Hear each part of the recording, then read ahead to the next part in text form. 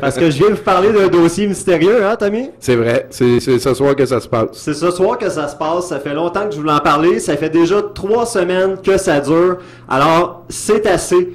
Je suis ici, Tommy, pour vous parler cette semaine du vol de l'avion mystérieux disparu, le MH370. Oh, gros dossier, ça. Gros dossier, il s'est passé beaucoup de choses, plein de déroulements, puis je m'en viens vous exposer ça maintenant. On commence avec la première image, hein, Tommy, on voit ici le background en arrière de moi qui consiste en une ligne jaune diagonale. Bon, voilà. La première image, avez-vous vu cet avion? Alors, si oui, faites-nous signe. Vous pouvez nous envoyer des courriels, nous donner plus de précision si jamais vous l'avez vu. Donc, c'est une recherche internationale, on a besoin de l'aide de tous. Comme je l'ai dit, ça fait 3 semaines que ça dure, que les événements se déroulent et se succèdent dans ce dossier de cet avion mieux connu sous appellation de chiffres et de lettres. Donc, en fait, il n'y a pas vraiment eu de développement, hein?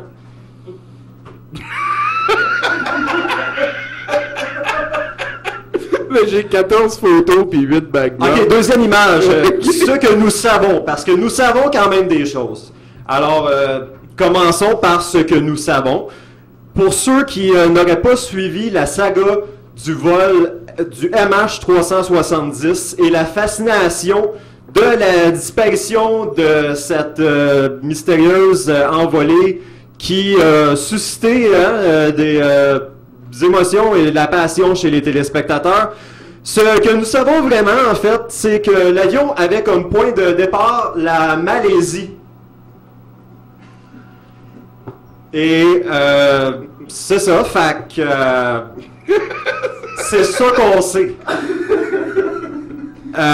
Troisième image, hein, il y a plusieurs théories qui ont été soulevées, dont la théorie du triangle des Bermudes, hein, une des plus crédibles du lot. Le triangle des Bermudes étant situé au sud-est de la Floride et l'avion partant de la Malaisie, hein, comme je l'ai mentionné, peu de gens se sont méfiés de l'avancement du triangle des Bermudes. Fait que c'est le triangle qui serait rendu plus gros, là. Il a peut-être changé de place. Ou l'avion qui aurait bifurqué de sa trajectoire originale, Tommy. Pour aller vers le triangle. Pour aller vers la Floride et le triangle des Bermudes. Il était comme appelé par le triangle des Bermudes. Cette théorie, aussi appelée théorie des hackers sur Internet qui cherchent à vous faire remplir un sondage,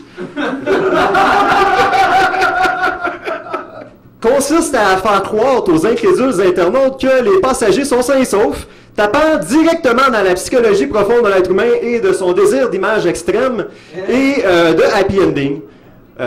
Toujours selon cette théorie, les passagers auraient survécu en mangeant la bouffe à l'intérieur de l'avion, en attendant du secours sur les ailes de l'aéronef. Ils attendent toujours les secours. Quatrième image, la théorie de Courtney Love. Alors, la théorie de Courtney Love, hein, théorie qui, après seulement quelques jours, Courtney était déjà convaincu d'avoir trouvé la vérité et résolu le mystère de l'avion disparu à l'aide de flèches rouges d'empeintes sur une image de l'océan.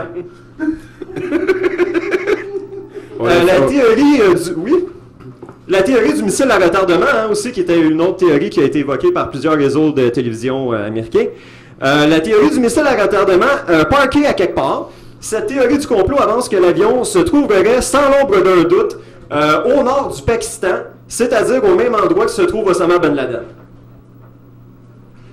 Il y a pas grand-chose à le cette théorie. cadavre d'Oussama Ben Laden, genre. Non, il serait toujours là. Ok, l'avion a rapport avec... C'est à ça qu'ils l'ont tué Headshot, toi Call of Duty, mais non. Moi, je suis crédule. Hein? La théorie du trou noir aussi, hein, allant puiser dans la culture populaire, l'avion aurait pu disparaître inexplicablement, aspiré par un trou noir. On se souvient que Stephen Hawking, qui a élaboré la théorie, disait en janvier dernier que cette théorie était sa plus grande erreur en carrière et que les trous noirs n'existent pas finalement. Il nous a menti. Ce qui n'a pas empêché à CNN d'invoquer la théorie, quand même. Alors, sur la prochaine image, on voit que CNN a convoqué 6 intervenants en même temps pour discuter de la possibilité de la disparition du Boeing 777. Ça, c'est en plus de les 2 journalistes online. Hey, ça en fait des spécialistes qui s'y connaissent. Conférence à 8. Il aurait-tu t'invité toi? Oui, ben oui, je sais pas pourquoi ils l'ont pas fait d'ailleurs. Ben oui, J'aurais pu apporter sûrement des éléments à la discussion. Des éléments à la discussion. Alors, le Boeing 777 dans un trou noir, c'était une possibilité. Le débat entre les 6 experts ne fait pas progresser l'enquête.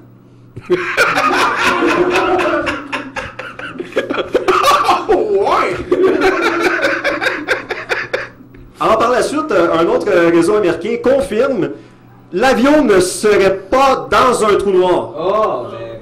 Fiouf!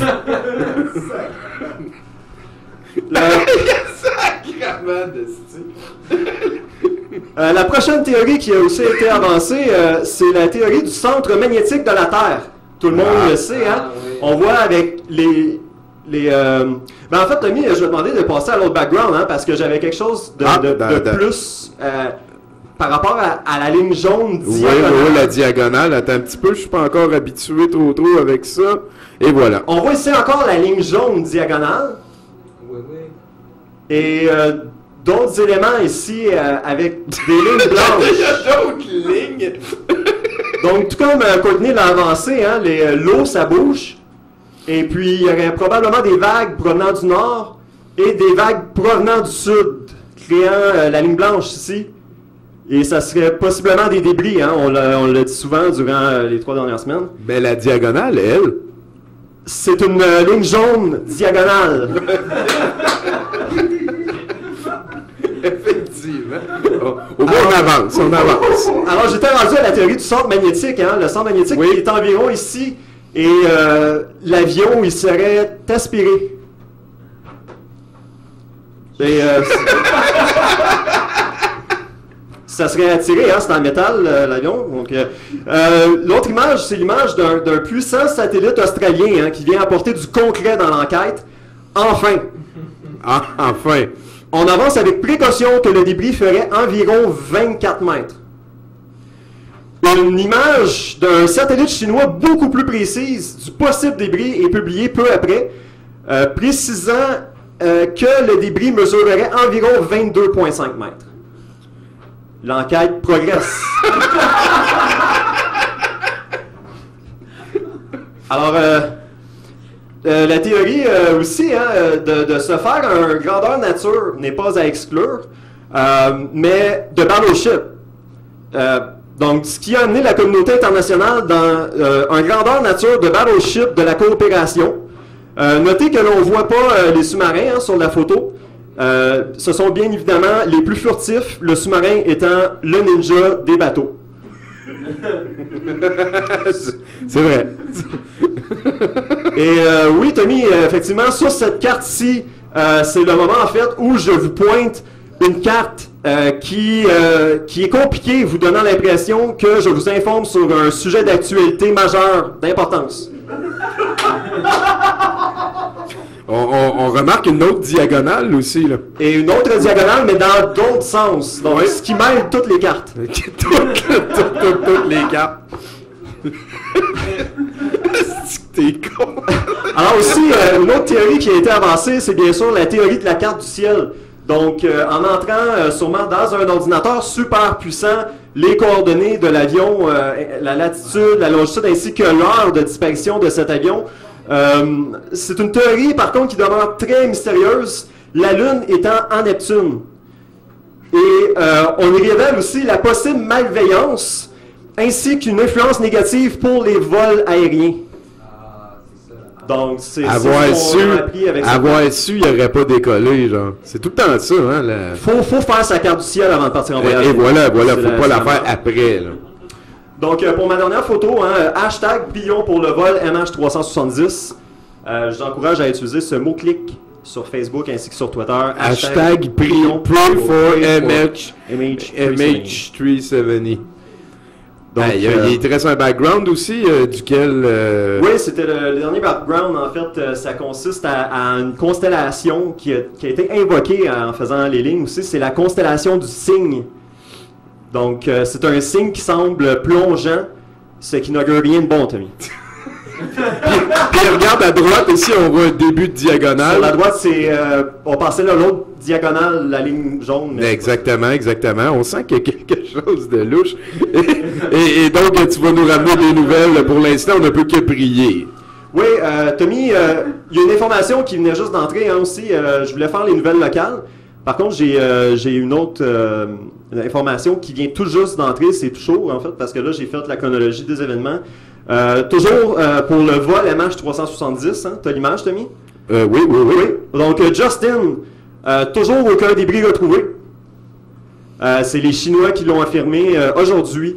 Donc, la Chine vient toujours de dévoiler que l'objet considéré comme un possible débris de l'avion serait en bout de ligne qu'un amoncellement d'un kit à pêche et de déchets dans l'océan. Ben, il y avait peut-être ça sur l'avion, par contre. Il y avait peut-être ça dans l'avion. C'est ça, exactement. On ne sait pas. Ou peut-être pas. Peut-être pas. L'enquête progresse. L'enquête progresse, on est là-dessus. Alors, en politique, hein, on parle beaucoup politique ces temps-ci, Tommy. Donc, Québec, le chef libéral Philippe Couillard, qui dit avoir tout mis sur la table la semaine dernière en dévoilant ses actifs et ceux de sa conjointe, refuse de dévoiler son salaire lorsqu'il travaillait pour un ministre du régime saoudien. Ça, c'est des questions privées auxquelles je ne répondrai pas, a-t-il lancé aux journalistes lors d'un point de presse aujourd'hui dans l'université de Laval de médecine puis tout. On le rappelle, M. Couillard joue la carte de la transparence depuis une semaine.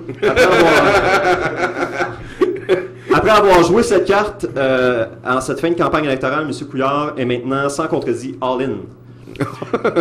Restons en politique. Laval, l'enquête préliminaire de Gilles Vaillancourt et de ses 35 co-accusés de l'opération Honoré qui devait d'abord se tenir du 30 juin au 29 août 2014 n'aura pas lieu comme prévu avant, donc 2015. A-t-on appris lundi au Palais de justice de Laval. Les avocats de Gilles Vaillancourt ainsi que de ses 35 co-accusés arrêtés le 9 mai dernier étaient de retour en cours pour fixer la date de l'enquête préliminaire. De leurs prévenus. Donc, c'est quoi, ils ont fait le calcul, ça coûtait moins cher pour tout le monde de le laisser crever, genre? Ben, en fait, ils n'ont pas encore décidé sur la date. Et voilà. Les avocats n'ont pas tous les éléments de preuve, ne sont pas prêts encore, donc ils se sont dit, on s'appelle, puis on déjeune, puis on checkera. Donc, environnement. Selon une psychologue, hein, les gens sont enclins à être affectés par la température. Donc...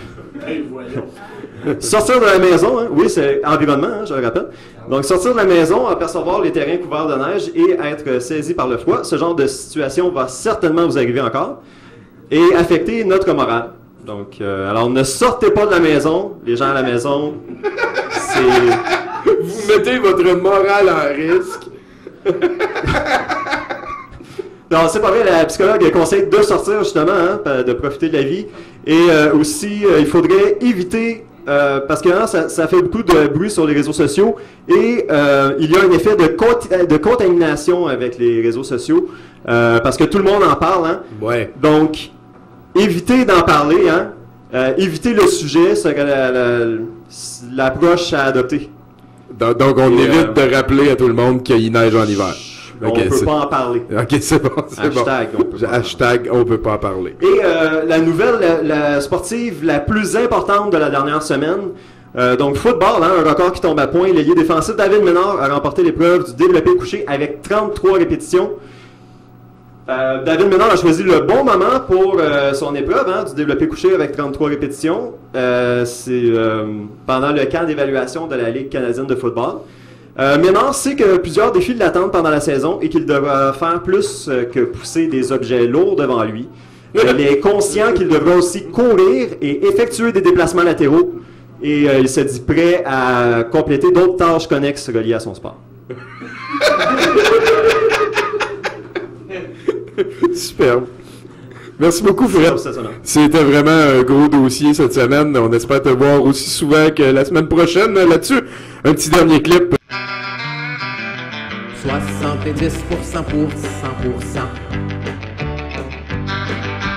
70% pour 100%.